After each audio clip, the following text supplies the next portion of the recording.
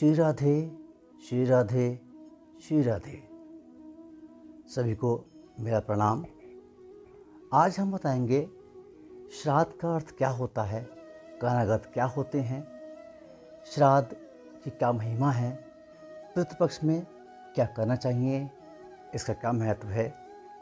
आज की इस वीडियो में हम जानेंगे कि पितृपक्ष कब प्रारंभ है, कब इनका समापन है, पितृपक्ष हम क्या करें क्या ना करें, किस विधि के द्वारा हम अपने पितरों को प्रसन्न कर सकते हैं। इस वीडियो में हम जानेंगे कि कैसे हमारे पितृ हमें आशीर्वाद प्रदान करेंगे। सो अगर मेरी वीडियो अच्छी लगे उसको सब्सक्राइब करें और लाइक पर शेयर करें। पितृपक्ष का हिंदू धर्म में बहुत महत्व होता है। इसको श्राद्ध पक्ष के नाम से भी जाना जाता है। पितृपक्ष में अपने पूर्वजों पितरों का तर्पण व श्राद्ध किया जाता है। हर साल भाद्रपद मास की शुक्ल पक्ष की पूर्णिमा तिथि को पितृपक्ष की शुरुआत होती है और आश्विन मास में शुक्ल पक्ष की अमावस्या को श्राद्ध समाप्त होते हैं। हिंदू पंचांगों के अनुसार इस वर्ष पितृपक्ष कनागत 10 सितंबर 2022 से आरंभ होकर 25 सितंबर 2022 तक रहेंगे। धार्मिक मान्यताओं के अनुसार पितृपक्ष में विधि विधान से पितर संबंधी कार्य श्राद्ध तर्पण करने से पितृगण संतुष्ट होते हैं और हमें आशीर्वाद प्रदान करते हैं तथा उनको मोक्ष की प्राप्ति होती है। मान्यता है पितृपक्ष में पितरों की मृत्यु की तिथि के अनुसार श्राद्ध किया जाता है। अगर किसी व्यक्ति की तिथि ज्ञात न हो तो ऐसी स्थिति में अमावस्या तिथि पर श्राद्ध किया जाता है। पिता का श्राद्ध अष्टमी व माता का श्राद्ध नवमी को किया जाता है। इसको मातृ नवमी भी कहा जाता है। साधु सन्यासी का श्राद्ध द्वादशी को होना चाहिए।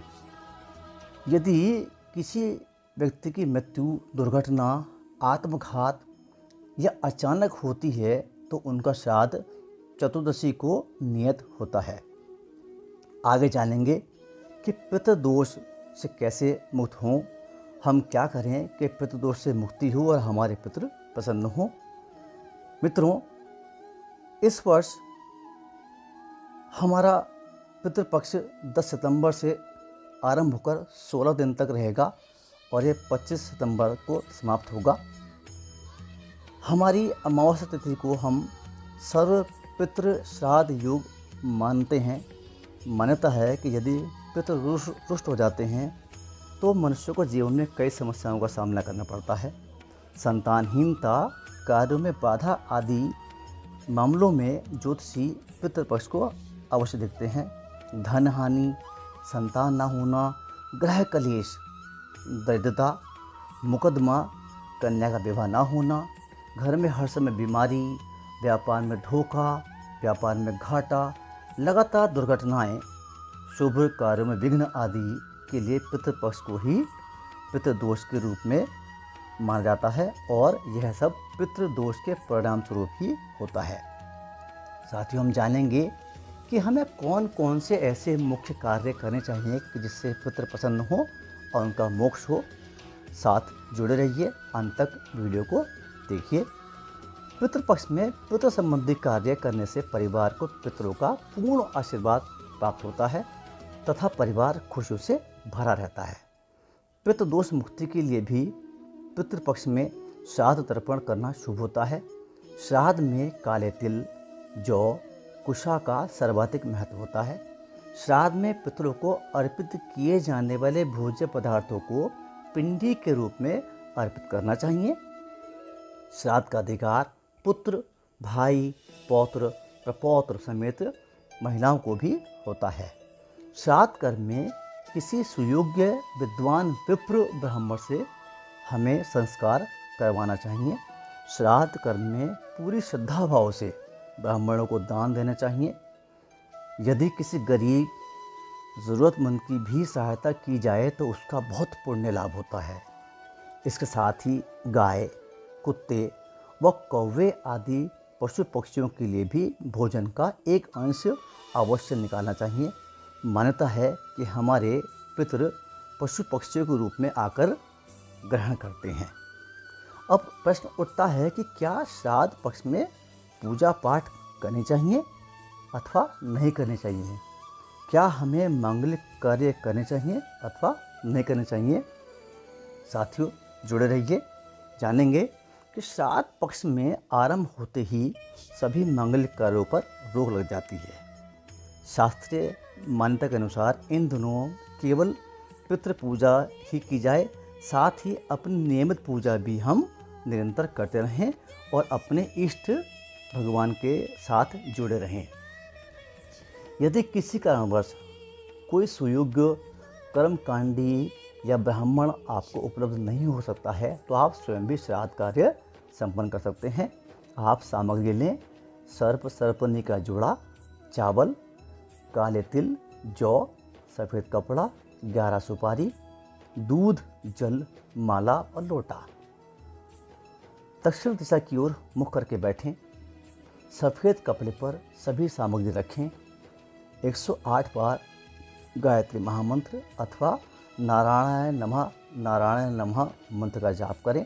तत्पश्चात सुख, शांति, समृद्धि प्रदान करने व संकट दूर करने की क्षमा याचना सहित पितरों से प्रार्थना करें। जल में तिल डालकर दाहिने हाथ के अंगूठे व तर्जनी के मध्य, स्मरण रहे, दाहिने हाथ के अंगूठे व तर्जनी के मध्य पितृ तीर्थ से 7 बार अंजलि देने शेष सामग्री को पोटली में बांधकर गंगा में प्रवाहित कर दें। यथासंभव हलवा, खीर, भोजन जो भी संभव हो ब्राह्मण, निर्धन, गाय, कुत्ते व कौवों को देवें। साथियों, पितृ नाराज न हों इसके लिए हमें कौन कौन से 5 कार्य नहीं करने चाहिए यह भी हम आपको बताएंगे। उससे पहले जानेंगे कि हमें कौन कौन से मुख्य कार्य श्राद्ध पक्ष में करने चाहिए। नंबर 1, तर्पण। दूध, तिल, कुशा, दूर्वा, पुष्प, सुगंधित जल से अपने पितरों को नित्य अर्पण करें। नंबर 2, पिंडदान। चावल या जौ के आटे के गोले बनाकर पिंडदान करके भूखों को भोजन अवश्य कराएं। नंबर 3, वस्त्रदान। निर्धनों, ज़रूरतमंदों को वस्त्र प्रदान करें, उनको वस्त्र दान करें। 4, दक्षिणा। भोजन के उपरांत दक्षिणा दिए बिना व चरण स्पर्श किए बिना आपको वांछित फल की प्राप्ति नहीं होगी। अतः भोजन के उपरांत दक्षिणा दें व चरण स्पर्श करके आशीर्वाद लें।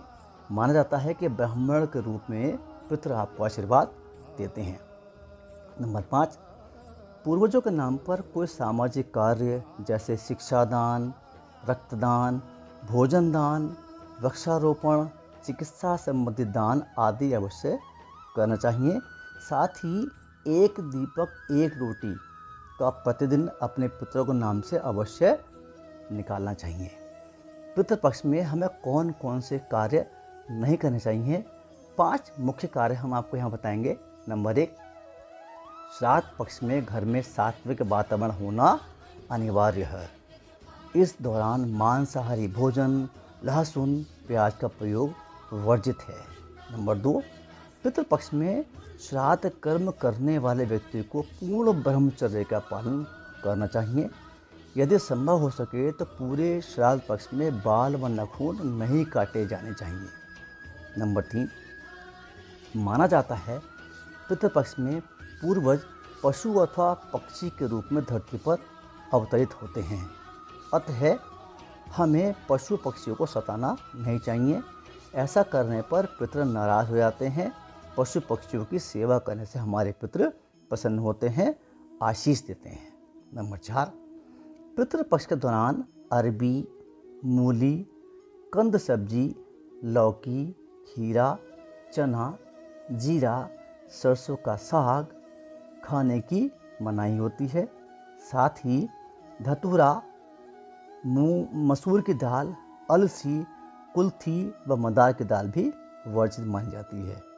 नंबर 5, पितृपक्ष में मदिरा, भांग, गुटखा, बीड़ी, सिगरेट आदि नशीले व्यसनों से बचना चाहिए, इनका परहेज करना चाहिए, अन्यथा हमारे पितृ नाराज हो जाते हैं और श्राद्ध पक्ष में निषेध कार्यों को जानकर भी करने वाले व्यक्ति को अधिक पीड़ा व हानि का सामना करना पड़ता है।